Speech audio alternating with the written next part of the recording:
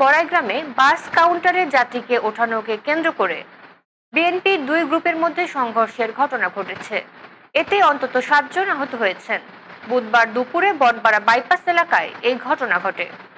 প্রত্যক্ষদর্শী ও পুলিশ সূত্র জানা যায়, মঙ্গলবার রাত থেকে বিআরটিসি ও লোকাল বাস কাউন্টারের কর্মীদের মধ্যে যাত্রী ওঠানো নিয়ে ধাক্কাধাক্কি হয়। এর জেরে বুধবার মীমাংসার জন্য বসলে এক পর্যায়ে উভয় পক্ষের মধ্যে সংঘর্ষ বাধে।